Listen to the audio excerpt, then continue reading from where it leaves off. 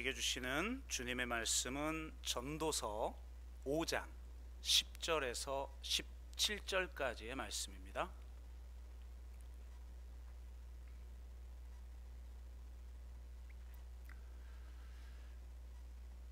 전도서 5장 10절에서 17절까지의 말씀입니다.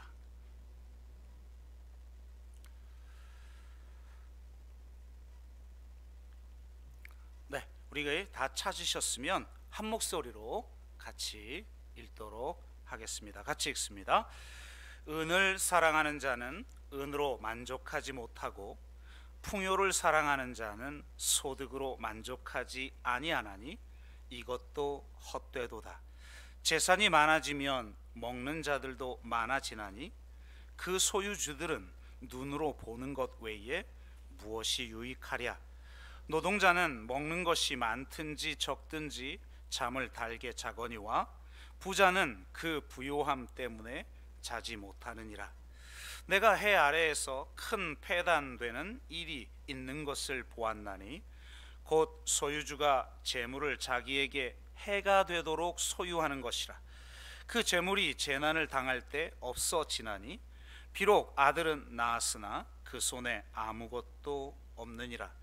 그가 모태에서 벌거벗고 나왔은즉 그가 나온 대로 돌아가고 수고하여 얻은 것을 아무것도 자기 손에 가지고 가지 못하리니 이것도 큰 불행이라.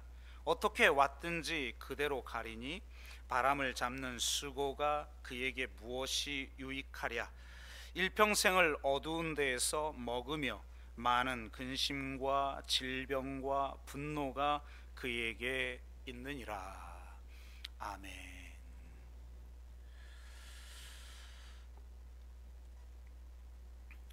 네, 한 주간 동안 평안하셨습니까? 또 온라인으로 예배를 드리시고 계시는 사랑하는 성도님들도 평안하셨습니까?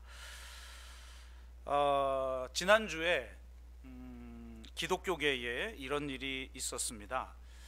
김재수 경제학 교수가 청소년 매일성경 2001년 3, 4월호에 실린 한 달란트 받은 사람이라는 글 때문에 작년 1, 2월호부터 실어왔던 큐티 경제학과 만나다라는 코너 연재를 중단하게 되는 사태가 벌어졌습니다. 김 교수는 달란트 비유에 대한 전통적인 해석을 뒤집는 새로운 해석을 제시했는데요. 주인을, 그러니까 그 당시 2000년 전 그 당시 고대 근동까지는 아니지만 유대 사회의 그 문화에 빗대어서 주인을 불의한 체제의 대변자로 보고 한 달란트 받은 사람을 약자로 놓고 약자의 입장에서 이 달란트 비유를 이렇게 해석해 볼 수 있겠다 라는 그런 새로운 해석을 제시하고 그 해석에 기반하여서 약자를 위한 삶을 어떻게 살아갈 것인가, 이런 이야기를 했어요. 사실 그의 해석은 새로운 해석은 아닙니다. 이미 오래전에 여러 신학자들에 의해서 제시된 관점이고요. 저도 아주 오래전에 비유에 대한 설교를 하기 위해서 여러 책을 참조하다가 어느 한 책에서 이런 내용을 읽었어요. 달란트 비유를 이렇게도 해석할 수가 있겠구나 하고 굉장히 놀랬지만, 저 개인적으로는 메시지는 좋은데 이건 좀 무리한 해석이다. 그러니까 해석학적 타당성이 좀 부족하다. 좀 이런 생각을 했어요. 물론 워낙 전통 기독교가 달란트 비유를 주로 현대 자본주의를 옹호하는 메시지로 읽거나 심지어 정의롭지 못한 현실을 정당화하는 메시지로 읽다 보니까 아마 좀 새로운 해석을 시도한 거죠. 새로운 해석만이 새로운 삶을 가능하게 만드니까요. 그래서 아마도 이 김 교수님도 현대사회의 이 능력주의에 대해서 비판하면서 자연스럽게 이 한 달란트 비유를 그 신학자들의 해석을 수용했던 것으로 보입니다. 제가 판단할 땐 좀 무리한 타당성이 좀 결여된 해석으로 보이지만, 그래도 이런 해석을 통해서 자극을 받아 굉장히 다양한 논쟁들이 일어나면 성경에 대한 해석이 굉장히 풍부해질 것 같아요. 저는 이런 일들이 더 많아졌으면 좋겠어요. 경제학자든 사회과학자든 심리학자든, 뭐 심리학자들이 해석한 것들은 말도 안 되는데 다 은혜 받잖아요. 근데 이 사람은 그래도 마르크스 무슨 경제학자도 아니에요. 그냥 주류 경제학자란 말이에요. 그러나 단지 그 주류 경제학을 조금은 약자 입장에서 수용하려고 하는 그런 정도의 분이신데도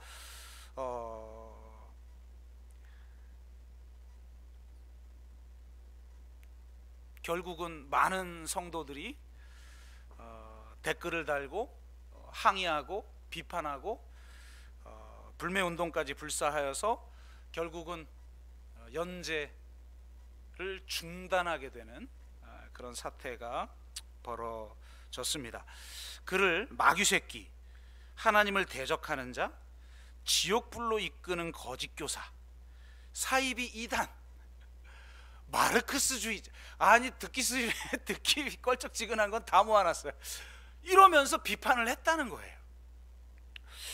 아니 도대체 신학자도 아니고, 아니 신학자들도 이미 이런 여러 시도들을 해보는 시국에 경제학자가 새로운 시도를 해석한 글을 가지고 출판사와 선교단체를 공격하고 연재 중단을 만들어내는 이 폭력성이 과연 도대체 진짜 기독교의 정신인가? 무슨 기독교 홍위병도 아니고, 이게 정말 말이 안 되는 것처럼 보입니다. 한국 교회는 복음을 특정 이데올로기와 등치시키거나 교회를 이데올로기의 노예로 만들고 있습니다. 그리고 그 이데올로기는 주로 극우 이데올로기와 다를 바가 별로 없고, 특히 자본주의와 능력주의를 옹호하는 그런 메시지가 주를 이루고 있습니다. 도대체 기독교가 왜 이렇게 되었을까요? 좁은 길을 가고 청빈을 추구했던 기독교가 왜 이렇게 이데올로기화 되었고 왜 이렇게 탐욕스러워졌을까요? 기독교인이 세상과 다를 바가 하나도 없습니다. 똑같이 타자를 향해 혐오하고 공격합니다. 똑같이 세속적 욕망에 물들어 있습니다. 똑같이 부동산 얘기만 하고 주식 얘기만 하고 성공한 이야기만 하고 자식 잘된 이야기만 합니다. 여러분 한번 생각해 보세요. 비그리스도인이 우리를 볼 때 열심히 예배드리러 가는 것 말고 무엇을 통해, 이 세상과 다른 어떤 모습을 통해 우리가 기독교인인 줄 아나요?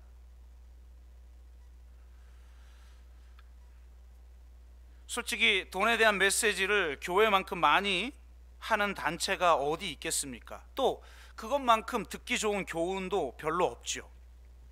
이리 좋은 메시지가 전국의 교회에서 매주 혹은 매일 선포되고 있는데 왜 기독교는 이렇게 사회의 지탄을 받고 이렇게 위기에 빠지며 도대체 상식적으로 이해가 안 되는 이런 모습들이 드러날까요? 이런 문제의식을 가지고 오늘 본문을 좀 새롭게 접근해 보고자 합니다. 이런 말을 하면 두렵고 떨리죠. 빨리 전도서를 끝내버리지 않으면 안 될 것 같은 생각이 들긴 합니다. 여러분은 오늘 본문을 함께 읽으면서 어떻게 본문을 읽었습니까? 아마도 돈을 사랑하는 것에 대한 경고의 메시지로 읽었을 것입니다. 그렇게 배웠기 때문에 그렇죠. 예를 들면 10절 말씀처럼 돈을 사랑하는 자는 돈에 만족하지 못하고 풍요를 사랑하는 자는 소득을 만족하지 못합니다. 마치 바닷물을 마시는 것처럼 더욱 큰 갈증을 느끼게 만드는 거죠. 돈은 그렇다는 거예요. 아무리 많이 채워도 더 큰 갈증에 빠지게 되는 거죠.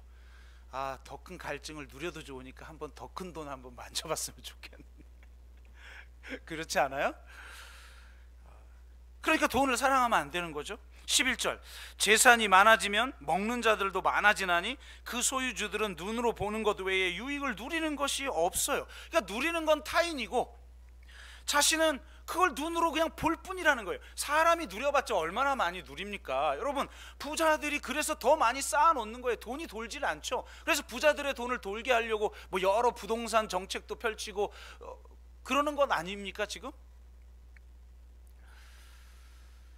그런데 그렇게 누리지도 못할 거 뭐하러 그렇게 소유하려고 아둥바둥 살아가느냐.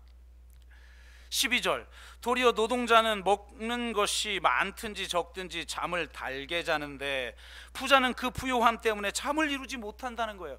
물론 지금의 노동자들이 이렇게 적든지 많든지 잠을 달게 자는 그런 세상도 아니지만 그 당시에 부자들 밑에 있는 그런 노동자들은 그냥 편히 살아요. 사실 신분제가 여러분 따지고 보면 더 편해요. 나는 원래 이렇게 태어났으니까 이렇게 살면 되는 거예요. 근데 지금은 경쟁사회란 말이에요. 내가 이렇게 사는 건 내가 못나서 이렇게 된 거니까 더 절망스러운 거예요. 사람들이 더 힘들고 더 절망스럽고 더 우울증에 빠지는 시대인 거죠. 차라리 그 시대는 이들이 그냥 먹든지 마시든지 그냥 편하게 자는데 부자들은 도리어 잠을 못 이루고 있다. 요즘 불면증이 아예 보편적인 지금 현상이라면서요. 뭐 연예인들도 인터뷰하면 10명 중에 4, 5명은 다 불면증이라고 뭐 그런다며요. 저도 목회를 그 뭐 큰 교회에서 한번 하지 않았습니까? 김종 목사님 맨날 울어요. 자네들은 절대 이 큰 교회 하지 말라고. 그러면서 했던 말 중에 하나가 뭐냐면 교회는 규모가 커지면 커질수록 근심의 크기도 커진다는 거예요. 가만히 듣고 보니까 말 되는 것도 같고, 또 한편으로는 제가 아직 그렇게 큰 교회를 못 해봐서 그런지 몰라도 제가 담임 목사처럼 거의 부목사 때도 목회를 했거든요. 또 그런 책임을 지고 실제 그런 일들을 했고, 근데 그때나 뭐 개척교회나 똑같이 힘들긴 힘들던데 어쨌든 더 큰 고민들이 있다는 거예요. 13절, 해 아래에서 큰 패단이 되는 일이 있는데 소유주가 재물을 자기에게 해가 되도록 소유하는 것이라는 거예요. 과유불급인데 소유주는 자기에게 해가 될 정도로 과도하게 재물을 소유하려 해요. 그게 돈의 속성이고 그게 인간의 마음인 거죠. 15절 16절은 너무나 유명한 구절이죠. 욥기의 구절을 연상케 합니다.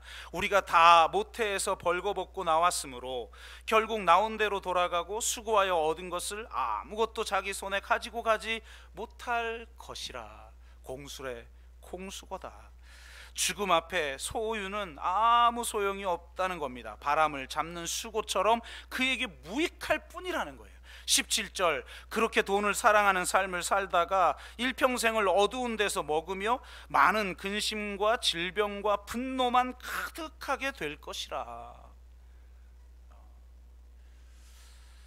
저도 부자들 진짜 많이 아는데 초대도 받아서 뭐 대접도 많이 받고 했지만 대화를 해보면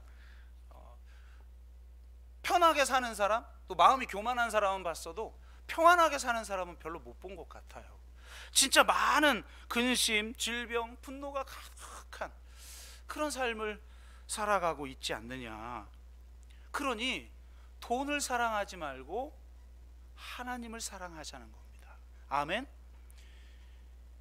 돈과 하나님을 동시에 섬길 수 없어요. 두 주인을 섬길 수 없어요.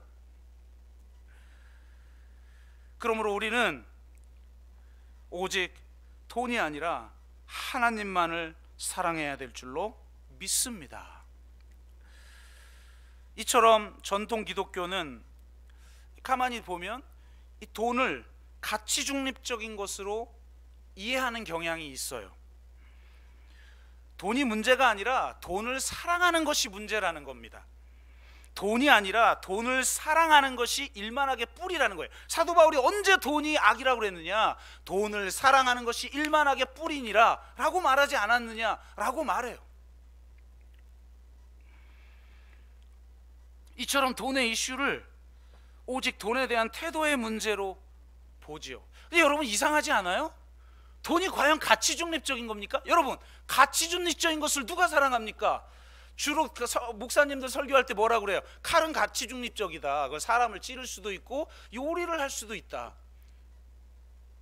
돈도 마찬가지다라고 그래요. 아니, 칼 사랑하는 사람이 있습니까? 가치 중립적이지 않으니까 사랑하는 거예요. 그런데 이것을 가치 중립적으로 놓고 돈에 대한 태도의 문제로만 이야기한다는 거죠. 어느 정도는 일리도 있고 맞는 부분도 있지만 굉장히 본질을 벗어난 조금은 부족한 그런 메시지가 될 우려가 있습니다. 돈은 그냥 돈이 아니죠. 성경에서는 돈을 돈이라고 말하지 않아요. 돈과 하나님을 함께 섬길 수 없느니라 예수님이 말할 때 그 돈은 헬라어로 맘몬이에요. 한마디로 돈의 신이에요. 그러니까 신적 권세를 가진 존재예요. 하나님과 동등선에서 야, 하나님이냐 돈이냐 둘 중에 하나 선택해라, 두 주인을 섬길 수 없다 라고 말할 정도의 존재라는 거예요. 하나님과 무엇을 동시에 섬길 수 없다라고 그 동일선상에 있는 존재가 성경에 읽어보세요. 뭐가 있나요? 그 정도로 강력한 거예요. 가치 중립적이지 않아요.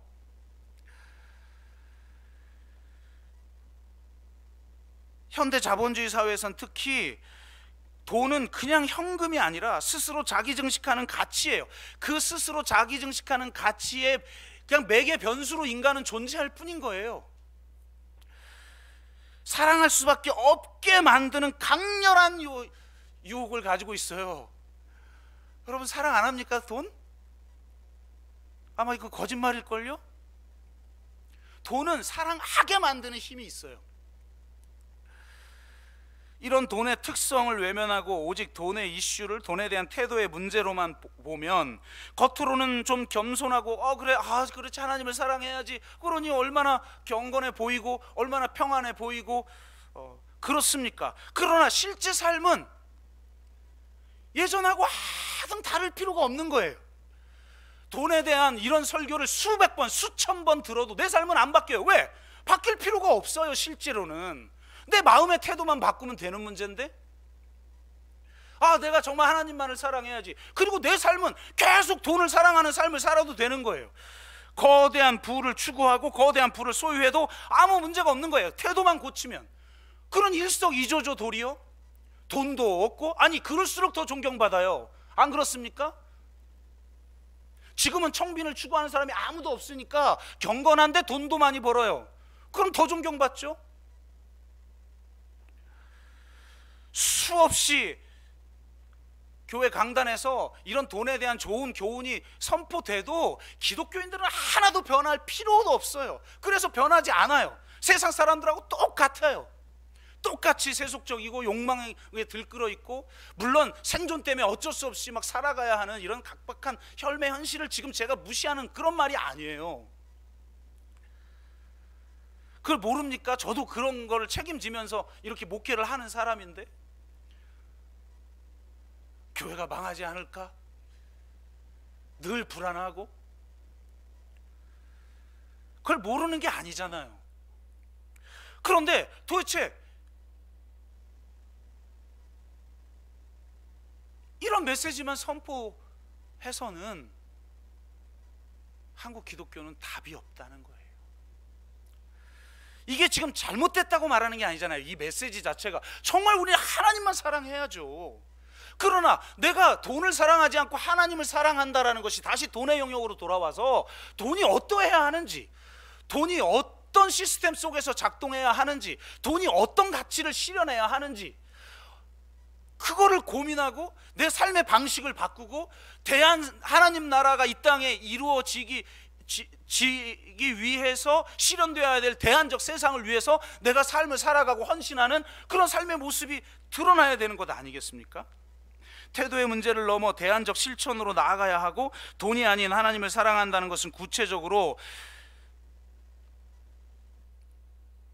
돈과 관련된 공동체적인 시스템이 어떠해야 하는지에 대한 그런 고민과 질문과 그런 대답으로까지 나아가야 하는 거죠. 그래야만 이 사회에서 어떻게 대한 공동체로서의 교회의 모습을 세울 것인가를 우리가 알 수가 고민할 수 있는 거죠. 그렇지 않는 한은 세상보다도 세속적인데 세상이 도대체 교회에 나올 필요가 뭐가 있어요? 물론 개인적으로 힘들고 어려운데 우리 그리스도인들은 믿음이 있으니까 이 어려운 시기에도 막 믿음으로 이겨내는 모습을 보고 도전받고 그런 거 있을 수 있겠죠. 그런 걸 지금 부정하는 게 아니잖아요. 세상이 바라보는 교회의 모습이 정말 그들이 우리가 왜 이렇게 살아가야 되는지 소망의 이유를 묻게 만드는 그런 공동체적인 삶을 교회가 보여주고 있고 또 교회 구성원인 우리 각자는 그런 삶을 살아가고 있냔 말이에요. 참 부담스럽죠, 이런 말이. 생존도 어려운 시국에 겨우겨우 살다가 일주일 만에 온 우리에게 왜 이렇게 어려운 얘기를 하는 거예요? 라고 말하지만 그래도 말을 할 수밖에 없는 이 안타까운 현실이 저도 더 힘든 것 같아요.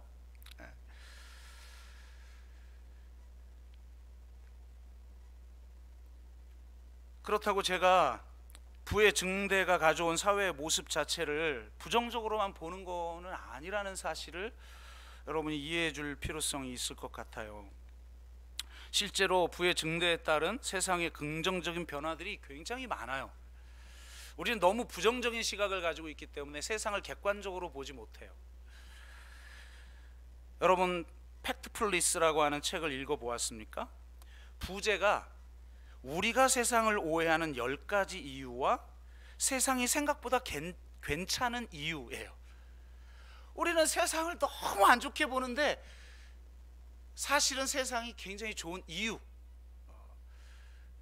보여준 그런 책입니다.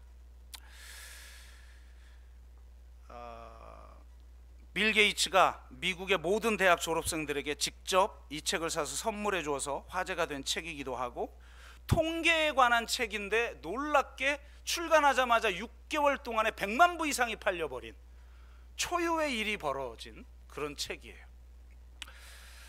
팩트플리스는 신조어로서 사실 충실성입니다. 참 이런 어려운 단어가 만만치 않은데 어쨌든 사실 충실성, 그러니까 사실에 근거하여 상황과 사태를 파악하는 세계관을 말해요. 통계학 분야의 세계적 석학이자 의사인 한스 로슬링이 제시한 이 책에서 제시한 다양한 통계들을 보면 세상이 얼마나 살기 좋아졌는지를 알 수 있습니다. 세상이 정말 좋아졌는데도 많은 사람들이 그렇게 보지 않는 이유들이 있다는 거예요.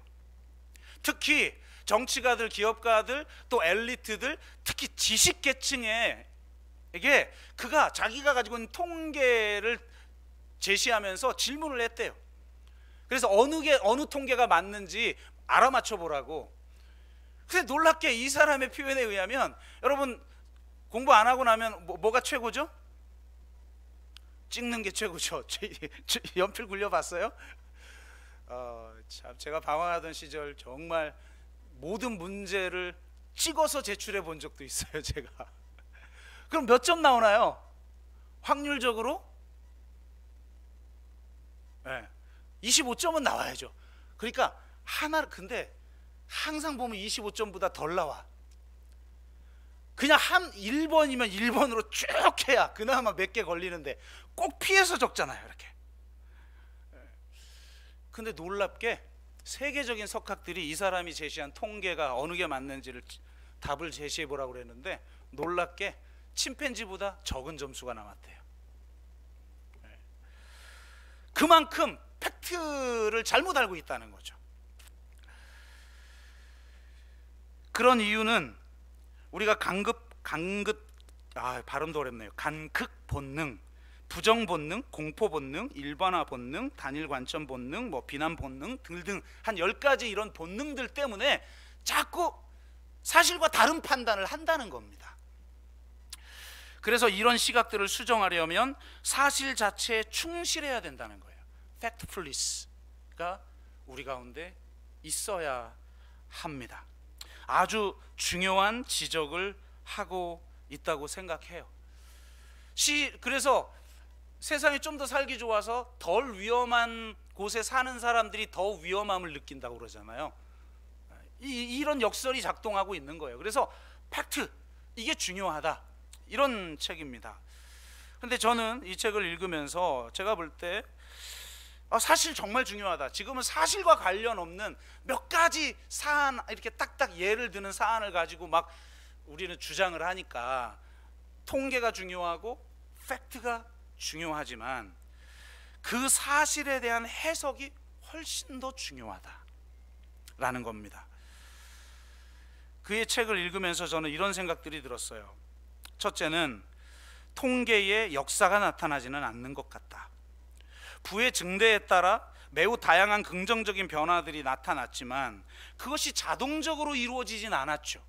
수많은 사람들이 인간다운 그런 사회를 만들려고 목숨을 걸고 싸웠던 역사들이 존재하는 거예요. 그거는 통계에 나타나지 않죠. 둘째, 부의 증대에 따른 외부 효과, 예를 들면 쓰레기, 공해 이런 것처럼 이런 외부 효과가 그가 제시한 1, 2단계, 즉 개발도상국으로 전가되는 것이 통계에 나타나지는 않는다. 이미 차고 넘치도록 존재하는 부의 증대에도 불구하고 왜 여전히 1, 2단계의 국가들이 존재하는지에 대한 그 이유를 통계가 보여주지는 못하죠. 셋째는 부가 증대하면서 전 세계적으로는 세상이 나아졌지만 동일하게 불평등도도 동시에 최고조에 달하고 있다는 것과 특히 한 국가 안에서의 불평등도가 심각해져서 놀랍게도 잘 사는 나라일수록 훨씬 불행을 느낀다는 것, 행복도가 떨어진다라는 이 역설을 통계가 보여주지는 못한다는 거죠. 객관적인 사실로는 더 나아졌지만 실제로 주관적으로 행복도는 더 떨어지는 이 역설을 통계가 보여주지는 못한다는 겁니다. 넷째는 세상을 좋게 보는 다른 사람들과는 다르게 그도 인정하는 바이지만 세상이 이렇게 살기 좋게 되면서 기후위기가 나타난 것을 고려한다면 그의 통계를 통해서 여전히 같은 주장을 할 수 있는지가 의문이라는 거예요. 어느 책 제목처럼 나는 풍요로워졌고 지구는 달라졌어요. 더군다나 만약 1, 2단계에 있는 나라들까지 모두 선진국인 제4단계 국가들처럼 된다면 지금도 지구가 3, 4개 정도 있어야 유지되는 소비를 하고 있는데 도대체 지구는 어떻게 될 것인가를 이 통계가 보여주지는 못한다는 거죠. 그러므로 우리는 지나치게 비관적이고 부정적인 시각을 바로잡아 사실에 근거한, 그래서 긍정적인 건 긍정적인 것으로 인정할 줄 아는 그런 우리가 되어야 하지만 동시에 불평등의 문제와 기후의 문제를 심각하게 다룰 수 있어야 된다는 겁니다. 그래서 하나님 나라를 선포하는 교회야말로 이런 불평등의 문제와 기후 위기의 문제를 통해서 부의 문제를 접근할 필요성이 있다는 거예요. 그런데 문제는 한국 교회에서는 이런 말을 하면 김재수 교수처럼 종북 좌파 취급을 당한다는 겁니다. 제가 페이스북에 이 사태에 대한 소회를 짧게 적었는데 뉴스엔조이에서 전화가 왔어요. 그걸 좀 풀어서 칼럼 형식으로 글을 좀 보내달라고. 그래서 어제 보냈는데요, 다음 주에 실리면 혹 우리 교회가 좌표 찍혀가지고 홈페이지 마비되는 건 아닌지, 저도 마귀새끼, 종북좌파, 마르크스주의자 이런 소리들을 듣게 되지는 않을지 약간 걱정이 되기는 합니다. 이게 정말 문제라는 거예요. 단순히 통계가 보여주는 것을 넘어서 제가 만든 말인데요, 팩트 플리스 말고 트루스 플리스, 그러니까 진실 충만성, 이런 정신을 가지고 불평등과 기후위기라는 문제의식이 제기하는 진실들을 제대로 바라보고 대안적 세상을 만들어야만 됩니다. 근데 이렇게 주장을 하면 그게 예수 믿고 구원받는 것과 무슨 상관이냐고 문제 제기하고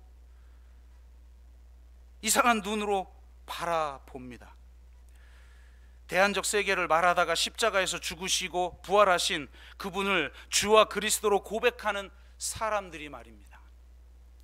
제가 이전 교회에서 이런 문제의식을 가지고 설교를 했어요. 그런데 뭐 대단히 급진적이거나 좀 진보적인 그런 말을 하면 받아들이기 어려우시니까 보수적인 분들이 말한 내용들을 가지고 이야기했어요. 예를 들면 이런 겁니다. 존 나이스비치의 책 메가트렌드라는 책이 있어요. 세계적인 베스트셀러입니다. 1982년에 저술한 책인데 이 책을 지금도 여러분이 읽어보면 1980년대 90년대를 이해할 수 있게 만드는 책이에요. 그러니까 놀라운 예측력을 가진 사람인 거죠. 이 미래학자가 제자인 패트리셔 에버딘과 함께 1990년에 메가트렌드 2000이라는 책을 썼어요.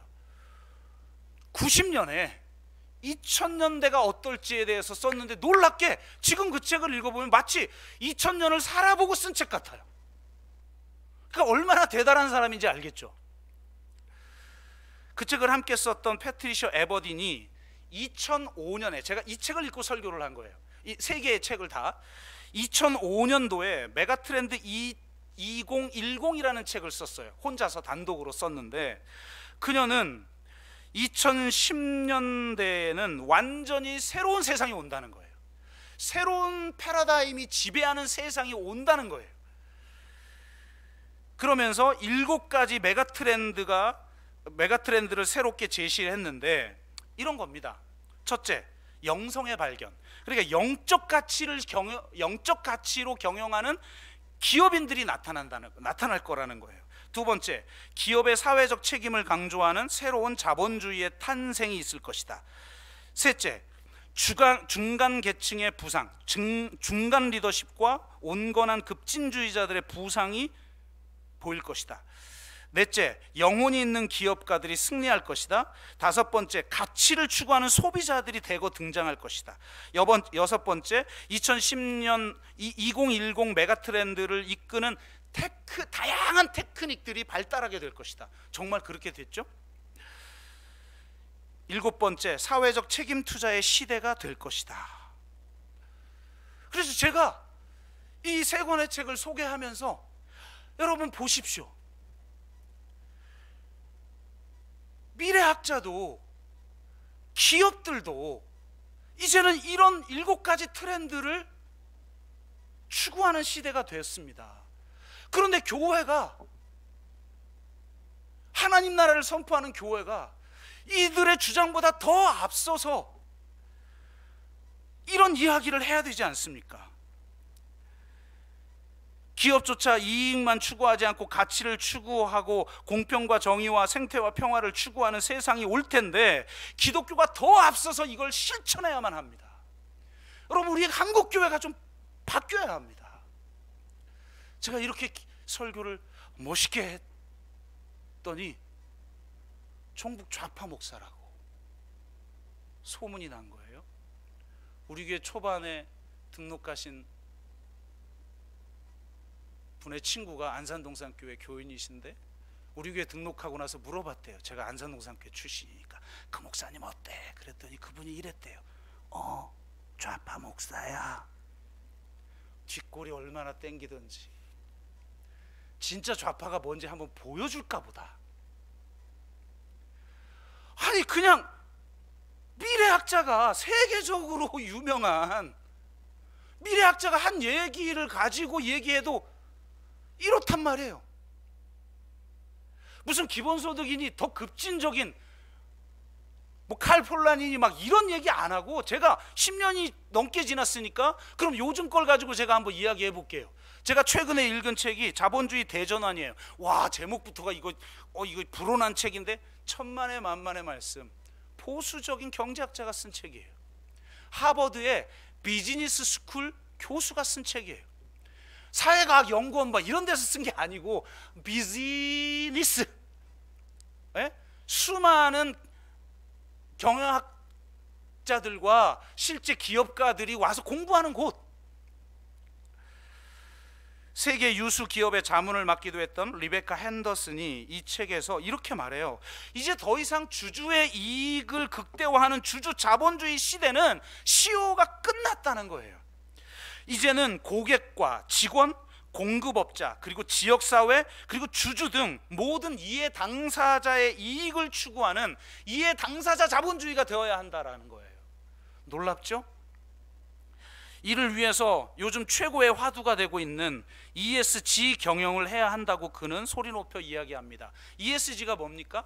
E, 환경보호, environment죠.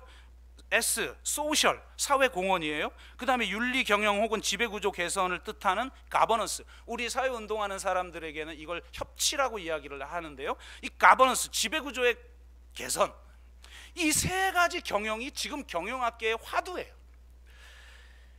기업이 생태적 가치를 실현하고 사회적 약자에 대한 지원과 사회 공헌 활동 및 공적 가치를 실현하고 법과 윤리와 가치를 철저히 준수하는 윤리 경영과 함께 민주적인 지배 구조를 가지고 정부와 기업과 사회가 협력해야 된다는 거예요. 이제는 시대가 그런 시대가 됐다는 거예요. 기업들이 이렇게 변하지 않으면 안 된다는 강의를 하버드대 교수가 한다는 거예요.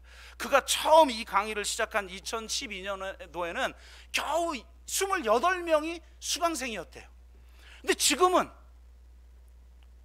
300명이 넘는 사람들이 그의 강의를, 반 이상이 되는 사람들이 그의 강의에 열광한다는 거예요. 세상이 이렇게 변한 거예요. 그럼 저는 이 이야기를 가지고 보십시오. 이 SG가 뭐예요? 제가 코로나19 이후 시대와 한국교회 과제에서 말한 거하고 똑같지 않아요? E, 생태, S, 정의, G, 평화죠. 이 세 가지 가치를 교회가 어떻게 보여줄 수 있고 이것이 나의 삶의 일상 속에서 어떻게 내 일상 속에서 이게 보여질 것인지에 대한 그런 삶의 변화를 교회가 정말 더 세상에서 이렇게 말하고 있는 하버드 교수가 말하고 있는 것보다 더 나아가서 교회가 이걸 실천해내고 내가 개인적 삶 속에서 실천해내지 않는다면 한국교회가 무슨 희망이 있겠냔 말이에요. 이렇게 얘기하면 여러분도 저를 종북 좌빨이라고 할 겁니까? 여러분, 성경을 한번 읽어보라는 거예요. 한국교회 교인들의 최고의 약점은 성경을 안 읽어요.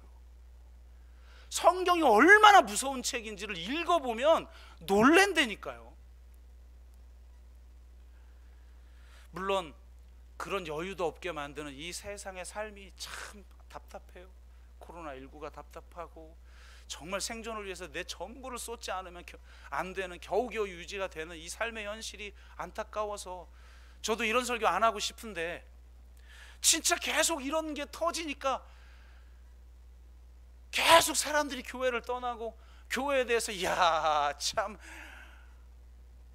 저런 걸 가지고 압력을 행사해가지고 막 후원금 중단시켜버리고 막 연재 중단시켜버리고 마귀 새끼라고 그러고 같은 그리스도인들끼리 도대체 이러고 있는 이 기독교의 현실이 너무 안타까운 것이죠.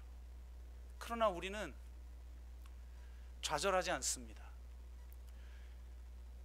좌절하고 있는 엘리야를 향해, 다 버리고 나 혼자 남았다라고 좌절하고 있는 엘리야를 향해 하나님이 남은 자 7천을 내가 두었다라고 말하고 있어요. 하나님은 지금도 일하고 계시는 줄로 믿습니다. 그 증거가 여러분입니다. 우리가 그렇게 이야기할 수 있어야 합니다. 나를 봐라, 하나님이 나를 통해서 일하신다. 우리는 알지 못하지만 지금 세계 곳곳에서, 한국 곳곳에서 하나님이 누군가를 통해서 지금 일하고 계시는 줄로 믿습니다. 그리고 우리를 통해서 일하고 계시는 줄로 믿습니다.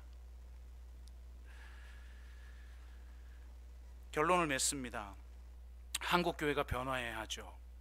돈에 대한 욕심을 버리고 돈이 아닌 하나님만을 사랑하라는 그런 말만 하지 말고, 돈을 마음의 문제로만 축소하지 말고, 돈에 대한 태도를 바꿀 뿐만 아니라 돈에 대한 가치를 새롭게 평가하고 돈과 관련된 생활 방식을 바꾸고 돈의 시스템을 어떻게 새롭게 만들지를 고민하고 ESG, 그러니까 생태, 정의, 평화를 어떻게 실현할지를 고민하여 그런 대안적인 모습들을 보여주는 대안 공동체를 세워나가는 것이 필요합니다. 세상보다 더 앞서야 합니다. 이를 위해서는 우리 개인이 할 수 없어요. 우린 너무 연약한 존재예요. 여러분, 어쩔 때는 주일날 이 자리에 겨우 나오시지 않나요?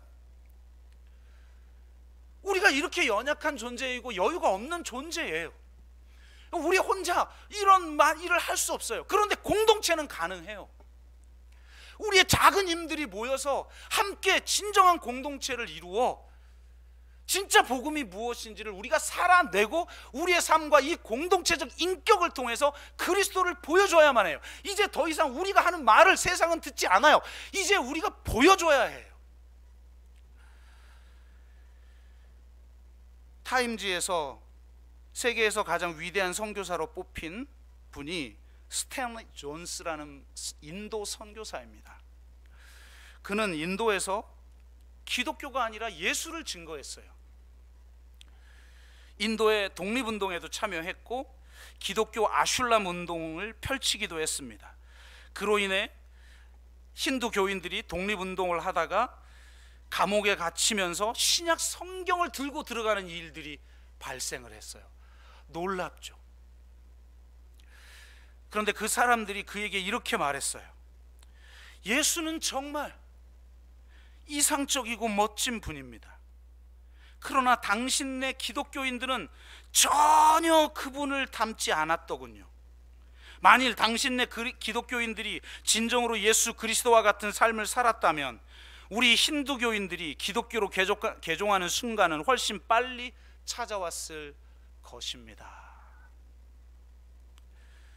그 유명한 마하트마 간디가 스탠리 존스에게 이렇게 말했습니다. 제가 당신들에게 요구합니다. 첫째, 우선 당신네 기독교인들과 선교사들을 포함한 모든 서양인들이 오늘부터 예수 그리스도처럼 살아가도록 하십시오. 둘째, 당신들은 반드시 당신네 종교의 가르침대로 살아야 합니다. 품위를 떨어뜨리는 행동을 하지 말고 타협을 하지 말 것을 제안합니다. 셋째, 나는 당신들이 사랑을 강조해야 한다고 생각합니다. 사랑이야말로 기독교 정신의 중심이기 때문입니다.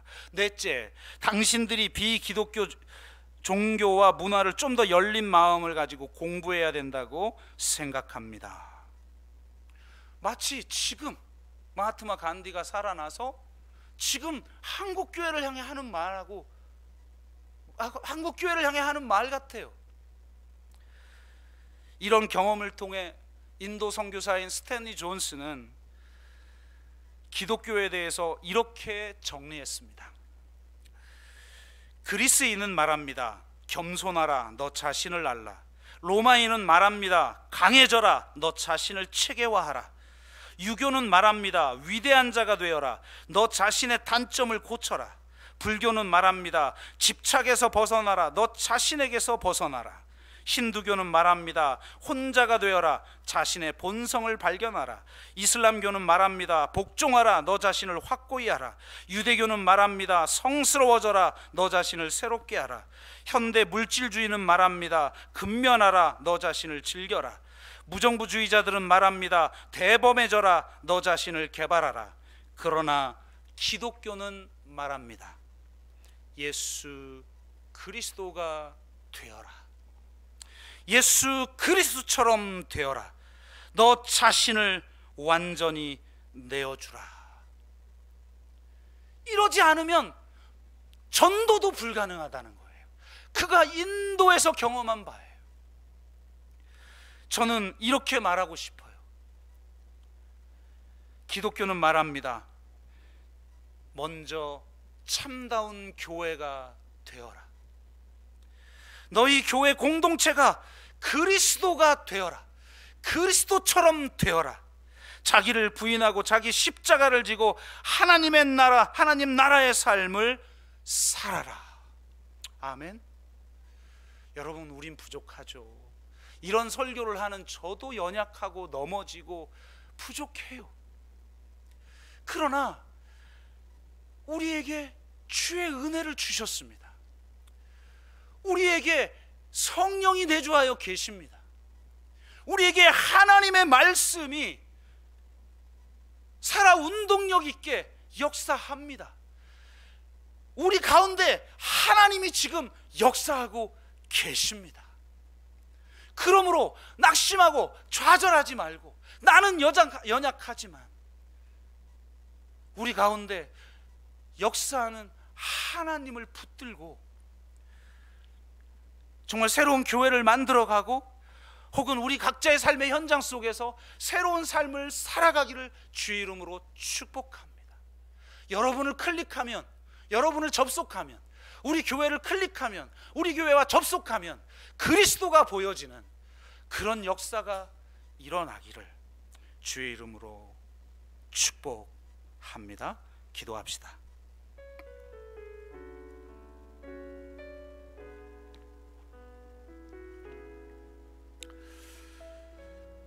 우린 연약하지요.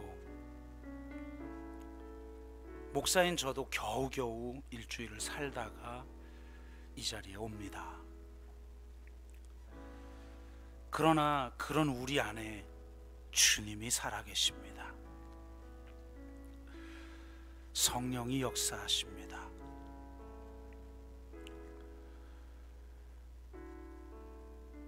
하나님이 먼저 일하고 계시기에 우리가 일할 뿐입니다. 그런 하나님의 역사하심과 사랑을 붙들고 더 이상 이렇게 하나님의 이름이 땅에 짓밟히고 하나님의 영광이 사라져버리는 그런 교회, 그런 우리 가정, 그런 우리 직장, 그런 나의 삶이 아니라 나와 접속하고 나와 연결되고 나를 클릭하고 나와 만남을 이루는 모든 사람들에게 그리스도가 나타나 그리스도를 증언하는 그런 삶을 주님 살게 해 주십시오. 세상을 걱정하고 한국 교회를 걱정하기 전에 먼저 나를, 우리 교회를 먼저 걱정하며 주님 앞에 완전히 내어 드립니다. 주님 역사하여 주옵소서. 특별히 코로나19로 지쳐있고 낙심하는 영혼들, 참 힘들게 살아갈 수밖에 없는 그런 여건 속에서 그렇게 분투하다가 이 자리에 나온 영혼들을 주여 붙들어 주셔서 새 힘을 얻게 하여 주시옵소서. 그 새 힘으로 가지고 내가 할 수 있는 작은 일들을 삶의 현장에서 할 수 있게 하시고, 내가 할 수 있는 작은 일들을 통해 이 교회 공동체가 온전하게 세워져 하나님은 이런 분입니다를 세상에 증거하는, 복음은 이런 것이라고 세상에 증거하는 그런 우리가 되게 하여 주옵소서. 이렇게 한번 우리가 함께 기도하겠습니다. 함께 기도합니다. 사랑의 아버지 하나님, 그렇습니다. 오늘 우리가 기도하고 오늘 우리가 찬양했던 것처럼 우린 연약합니다. 주님, 끊임없이 주저앉고 낙심하고 좌절하고 때로는 근심과 불안과 분노가 우리 안에 너무나 강력하게 역사할 때가 있습니다. 그때마다 모든 걸 내려놓고 십자가 앞에 나옵니다. 말씀 앞에 섭니다. 이미 일하고 계신 하나님을 주여 만나기를 소원하는 거룩한 열망을 가집니다. 주님, 정말 이렇게 세상 사람들이 우습게 여기고 정말 세상 사람들이 지탄하는 교회가 되어버린 한국 교회를 긍휼히 여기시고 우리 교회를 긍휼히 여기셔서 주여 나 한 사람의 삶이 변화되어지고 우리 가정이 변화되어지고 이 교회가 변화되어지는 놀라운 역사가 일어나게 하여 주시옵소서. 부정적인 감정들이 나를 사로잡아 무너뜨리지 못하도록 성령이여 우리 가운데 역사하셔서 능히 견뎌내고 능히 승리하게 하여 주실 줄로 믿습니다. 감사드리며 예수 그리스도의 이름으로 기도드리옵나이다. 아멘.